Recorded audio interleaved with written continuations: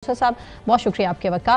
नुसरत साहब, सूरत हाल क्या नजर आ रही है आपको? MQM इस टाइम बहुत ज्यादा एक्टिव है, 17 साल कब्जा छुड़वाना चाहती है कराची पर से, और सिंध की सूरत हाल पहले ही आपके सामने है। आपको क्या लगता है कि MQM इस बार कामयाब हो पाएगी या पीपल्स पार्टी मैनेज कर लेगी? एक तो बात सही है कि कराची पर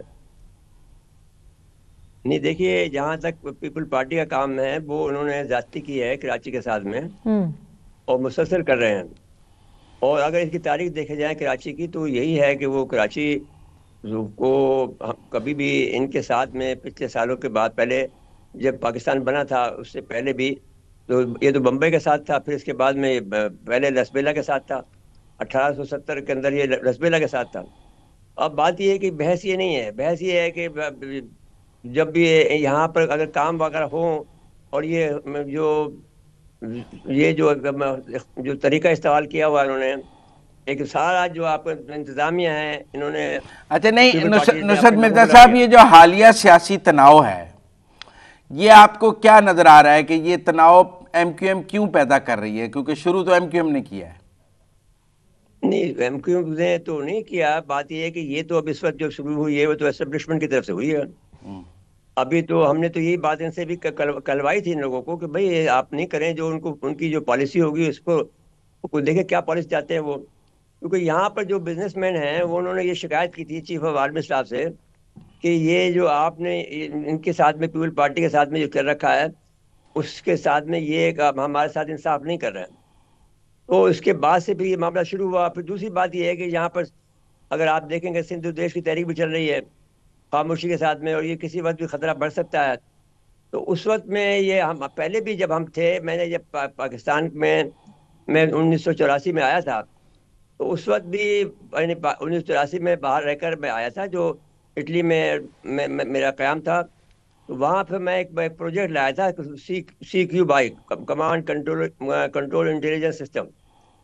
तो उसमें और भी जब मैं स्पेसिफिकेशन बना रहा था तो मुझे कहा गया कि आप शक्कर से आपको शूट करें सेटेलाइट के जरिए से इसको कराची को, क्योंकि उस वक्त कराची में माइक्रो स्टेशन नहीं लगाए जा सकते थे, कराची तक माइक्रो स्टेशन नहीं लगाए जा सकते, शक्कर से नहीं लगाए जा सकते, वो सारा इलाका खतरे में खाली नहीं था।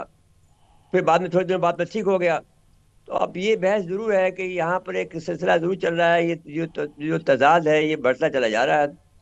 और ये तजाद को अब उन्होंने उस जो वक्त भी नए कायम रखा सूबों था। की बहस चल रही है कि जी पाकिस्तान में नए सूबे बनने चाहिए और MQM नए सूबों के हक में है, पीपल्स पार्टी नए सूबों के खिलाफ है, आपको क्या लगता है कि ये MQM जो है वो कराची और हैदराबाद को सिंध से अलग करना चाहती है, जो सबसे बड़ा इल्जाम है?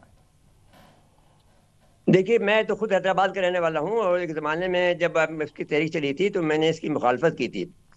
अगरचे ये बात अपनी जगह पर दुरुस्त है कि काजी अकबर साहब, उस ज़माने में मेरी बहुत पोजीशन थी यहाँ पर कराची हैदराबाद में भी और कराची में भी। वो मैंने काजी मोहम्मद अकबर थे जो कि असलम साहब हैं, एक KTN के जो सरबराह हैं, उनके वालिद साहब थे ये।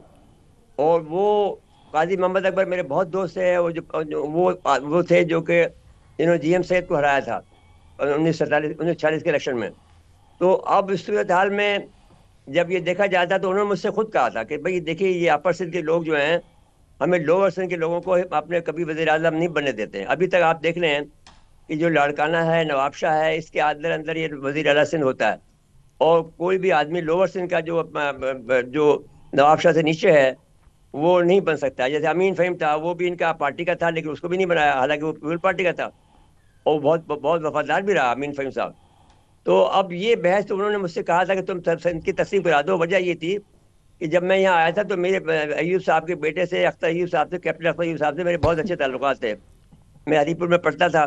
तो उसमें उन्होंने मुझे कहा कि उनसे कहो कि इनकी तस्लीम करा दो।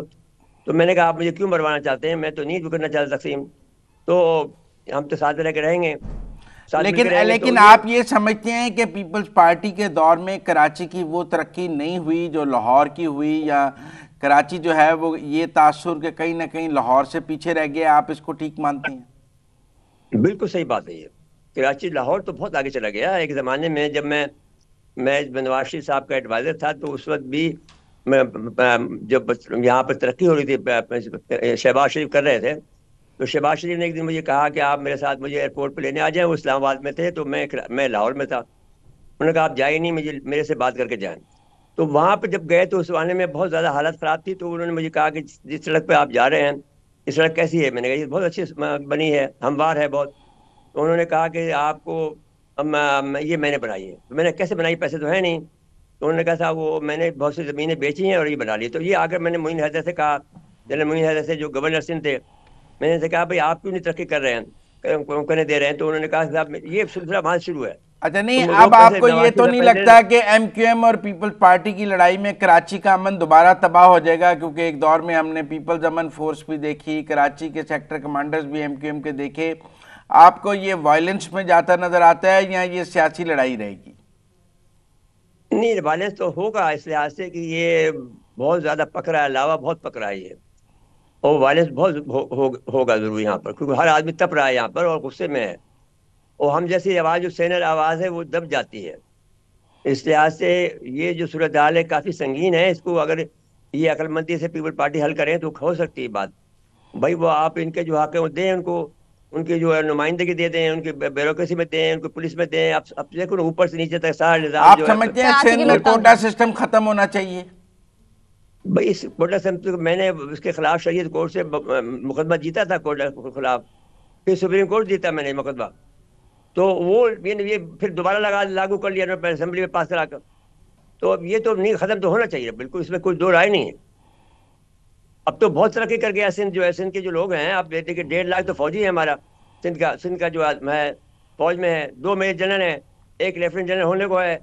तो अब बहुत अहम पोजीशन पे है। तो अगर ये बात है तो तरक्की तो उनकी हो गई। अब क्या जरूरत है उसकी, कोटा सिस्टम की? ठीक हो गया, बहुत शुक्रिया नुसरत साहब, बहुत शुक्रिया आपके वक्त के लिए। मुज़म्मिल साहब, सूरत हाल सिंध की हमारे सामने है। कराची के लोग वाकई में बहुत तंग हैं, नाकिस कारकर्दगी है, रोड की सूरत हाल, तरमीम की तैयारी है जी, जो एमक्यूएम कर रही जो है। पीपल्स पार्टी ने टफ टाइम दिया है, उनको मैसेज पहुंच चुका है। नहीं, 28वीं तरमीम के लिए राह हमवार कर रही है एमक्यूएम, सूबे बनाने के रास्ते हमवार कर रहे हैं। 18वीं तरमीम, 28वीं तरमीम और 18वीं तरमीम के हवाले से भी बिलावल साहब के स्टेटमेंट तो इसलिए मेरे ख्याल में ये जो लड़ाई है ये बढ़ेगी और इसे पीपल्स पार्टी को सियासी दबाव सिंध के अंदर पेश करना, पीपल्स पार्टी का सिंध के अंदर उनको दबाव लाने के लिए सियासत आपको आने वाले टाइम में कम नजर आ रही है, चमकती हुई? मुझे लग रहा है कि उनको एक पॉलिटिकल दबाव उन पर बढ़ाया जा रहा है एमक्यूएम के जरिए, और एमक्यूएम एक बड़ी फोर्स है। कट ऑफ भी किया जा सकता है, कट ऑफ भी किया जा सकता है, क्योंकि आवाम का सपोर्ट उनके साथ है नहीं है। अब जो ज़िमनी इंतखाबात की सीटें नून की आ जाएंगी, और अगर कोई पीटीआई का फॉरवर्ड ब्लॉक आ गया तो नून की सीटें इस तरह 8-10 और बढ़ जाएं, 6 कल अगर वो सारी जीत जाते हैं, 4-6 और ज़िमनी इंतखाबात हो जाएं, 15-20 ये ले लें, फिर आगे हो जाए तो फिर माइनस पीपल्स पार्टी भी 28वीं तरमीम पर बात हो सकती है। क्योंकि अगर सीटों की तादाद नून लीग की बढ़ती जाएगी तो उतनी पीपल्स पार्टी पर डिपेंडेंस भी बढ़ती जाएगी। बिल्कुल ठीक हो गया, बहुत शुक्रिया मुज़म्मिल साहब आपका भी।